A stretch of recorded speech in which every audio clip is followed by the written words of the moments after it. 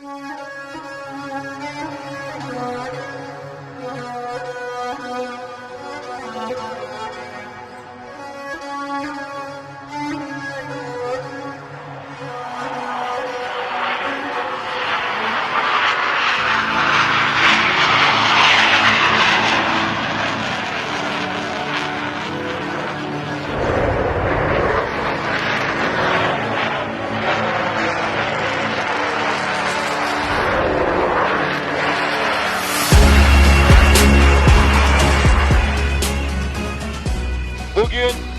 havacılık tarihinde yeni bir devrin kapılarını açtık.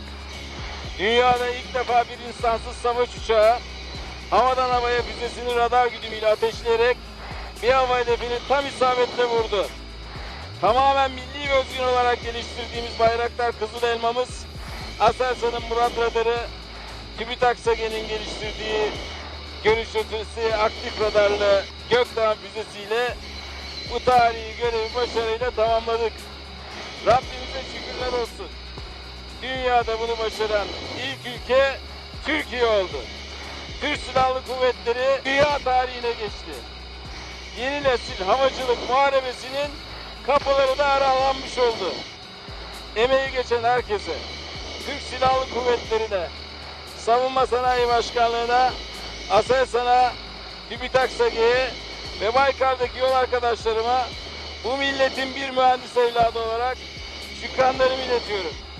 Vatanımıza, milletimize ve tüm dost ve kardeş coğrafyada hayırlı uğurlu olsun. Türk Hava Kuvvetleri Komutanı olarak tarihi bir gün yaşadığımızı, ileride geriye dönüp baktığımızda bunun ne manaya geldiğini herkes tarafından daha iyi anlaşılacağı bir dönemin kapılarını açtığına inanıyorum.